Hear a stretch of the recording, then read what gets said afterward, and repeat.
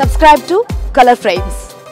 ఈ ఏడాది IPL season మార్చి చివరి వారంలో ప్రారంభమవుతుంది. ఈ టోర్నీని ముందుగా భారత్లోనే నిర్వహించాలనుకున్నారు. లోక్సభ ఎన్నికలు ఉన్నందున ఇప్పుడు ఐపీఎల్ వేదికపై సందిగ్ధత నెలకొంది. 2009 సంవత్సరం లోక్సభ ఎన్నికల కారణంగా ఐపీఎల్ ను దక్షిణాఫ్రికాలో నిర్వహించారు. 2014, 2019లో ఎన్నికలు ఉన్నప్పటికీ భారత్లోనే ఐపీఎల్ ను కొనసాగించారు. ఇప్పుడు మాత్రం ఐపీఎల్ ను స్వదేశంలో నిర్వహించాలా, విదేశానికి తరలించాలా అని బీసీసీఐ లెక్కలేసుకుంది. లోక్సభ ఎన్నికల షెడ్యూల్ ను బట్టి తుది నిర్ణయం తీసుకోవాలని బీసీసీఐ భావిస్తోంది. అయితే ముందు నుంచి ఐపీఎల్ ను భారత్లోనే నిర్వహిస్తామని బీసీసీఐ చెప్పుకొచ్చింది. పైగా బీసీసీఐలో అమిత్ షా కొడుకు జైషా ఉండటంతో ప్రభుత్వం నుంచి పూర్తి మద్దతు లభిస్తుందని అందరూ ఊహించారు. కానీ ఇప్పుడు బీసీసీఐ ఐపీఎల్ పై ఆందోళన చెందుతుంది. ముందు నుంచి చెప్పినంత ధైర్యంగా వేదికపై ఇప్పుడు క్లారిటీ ఇవ్వలేకపోతుంది. సో మొత్తానికి లోక్సభ ఎన్నికల షెడ్యూల్ తర్వాతే ఈ విషయంపై స్పష్టత రానుంది. ఇదిలా ఉండగా ఐపీఎల్ వేదికపై బీసీసీఐ ఉపాధ్యక్షుడు రాజీవ్ శుక్లా ఆసక్తికర వ్యాఖ్యలు చేశాడు. ఐపీఎల్ వేదిక గురించి ఇంకా నిర్ణయం తీసుకోలేదు. ప్రభుత్వంతో సంప్రదింపులు జరిపిన తర్వాతే తుది నిర్ణయం తీసుకుంటాం. ఐపీఎల్ వేదికను మార్చాలా వద్దా అనే విషయంపై భారత ప్రభుత్వం, హోం మంత్రిత్వ శాఖలతో చర్చలు ముగిసిన తర్వాత